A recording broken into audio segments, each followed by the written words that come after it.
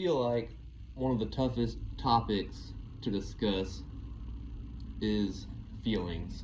Um, and I don't think that's strictly for an addict in recovery. I feel like all people struggle discussing feelings. So that's what I want to talk about today is feelings. You know, in my active addiction, I think one of the biggest excuses, biggest reasons for me to relapse or to use was trying to numb feelings. Um, Understanding them and inventorying them was never anything that went through my mind, you know. I had to run from my feelings. And that's what I'm most grateful for in recovery is that I don't have to do that anymore. I don't have to run from my feelings. I don't have to be ashamed of my feelings. Um, I have so many friends that are going through this with me now. Um, I don't ever have to be alone. I don't ever have to be scared. I don't ever have to struggle with my feelings. I always have somebody I can talk to. You know, I'm so grateful for the relationship I have with my higher power. But sometimes prayer just doesn't get it. I was having a rough week a couple weeks ago, and I kept praying about it. I kept like taking inventory, and I was trying to like figure out where it's coming from. And I don't think that like sadness or anger always comes from an issue. I think sometimes you just feel weird. You just feel off. Um,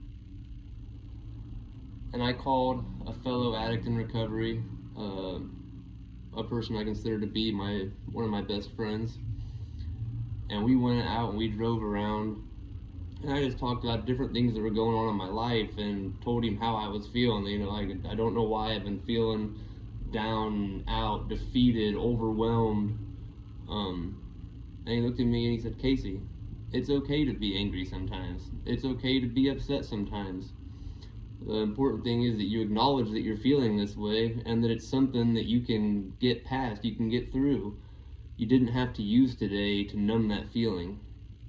And that's the best advice I think I've ever heard, you know. I didn't even think about going out and getting high, which is something the old me would have been the first thought, you know, that at the first sign of struggle, I was always ready to give it all up. I was ready to make the worst decision and send my life into the worst direction.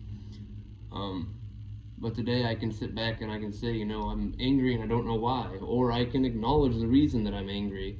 Or I can feel overwhelmed, and I have this great gift of friendship now. I have people who understand me. I have people I can call. I can call a fellow addict in recovery.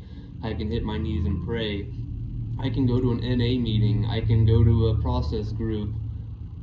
I don't have to use today.